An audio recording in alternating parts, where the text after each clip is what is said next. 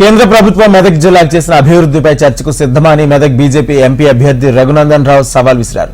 లోక్సభ ఎన్నికల్లో ఓడిపోతున్నట్లు గ్రహించిన కాంగ్రెస్ తప్పుడు ఆరోపణలతో ప్రజలను మభ్యపెట్టాలనుకుంటుందని రఘునందన్ రావు విమర్శించారు.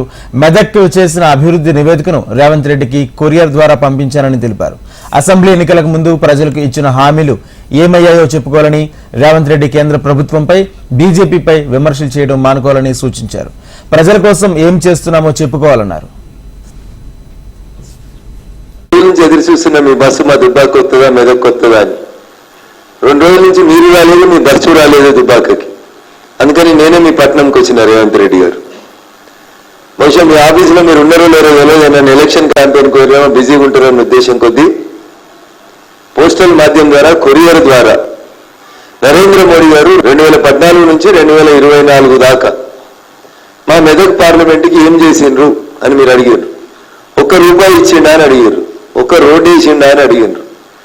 మళ్ళీ చెప్తాను నేను, ఆ రోజు నువ్వు నిల్చొని మాట్లాడిన రోడ్డు 765D నరేంద్ర మోడీ గారు జాతీయ రహదారి కింద ఇచ్చిండ్రు.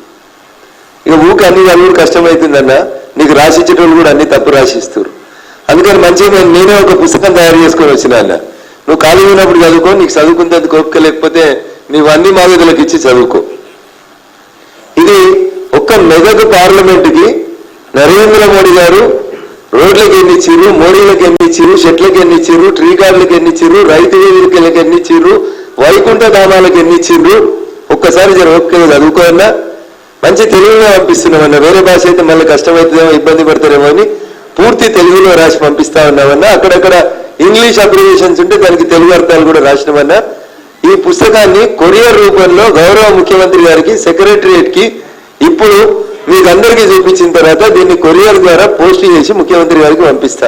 కేంద్రంలో కాంగ్రెస్ పొరపాటున కూడా రాదు, గుర్తుంచుకోరు. అది రాహుల్ గాంధీ గారు కాంగ్రెస్ పార్టీకి నాయకత్వం వహించిన రోజులు, నడిపించిన రోజులు, యువకులను పక్కకు పెట్టి 80 సంవత్సరాలు దాటిన అధ్యక్షుల్ని చేసిన రోజులు. కాంగ్రెస్ నత్తనడకనే నడుస్తుంది తప్ప 3 అంకెల డిజిట్లోకి రాదు.